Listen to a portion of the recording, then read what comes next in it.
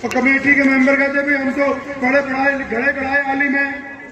بھائی ساری چیزیں تمہیں برانڈ کی چاہیے اور دین برانڈ کا نہیں چاہیے، اور دین نہیں برانڈ کا چاہیے.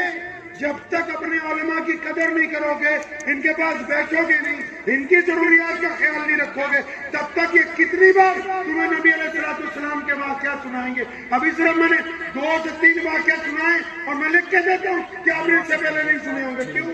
کیونکہ تم نے اپنے مولوی کو کبھی اس قابل بننے ہی نہیں دے رہے. ان کو جھگڑوں میں، چھوٹے چھوٹے مسائل میں، اور تنخواہ اتنے کم ہے، پھر کیا کریں؟ مشکل سے ہم بھی اپنی بہنوں کو، بیٹیوں کو 500 کا تعویذ لکھ کے دے رہے کہ بیٹا یہی لے جا، پیسے رکھتی جا. کیا کریں گے؟ یہ کڑوی باتیں ہیں.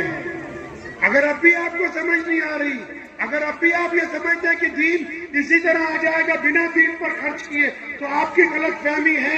گھر پر دولت خرچ ہوگی تو آرام ملے گا، گاڑی پر خرچ ہوگی تو سفر میں آرام ملے گا. تو اسی طرح اپنا متحر مال ان علماء پر، ان مدارس پر جب تک نہیں لگائیں گے، تب تک مخلصانہ اعلیٰ ترین دین ہم تک پہنچنے والا ہے نہیں. کیونکہ جنہوں نے دین ہم تک پہنچانا ہے ان کو روزی روٹی کی فکر میں لگا رکھا.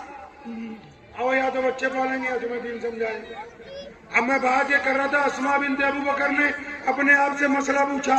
مسئلہ تو آپ لوگ بھی پوچھتے ہو لیکن دوسروں کے لیے. اسماء نے اپنے آپ سے پوچھا اور کہا، اسماء بیٹا، خود کہہ رہی ہے اپنے آپ کو کہ پیغمبر علیہ السلام نے بارہا کہا کہ جھوٹ بولنا شریعت محمدی میں حرام ہے.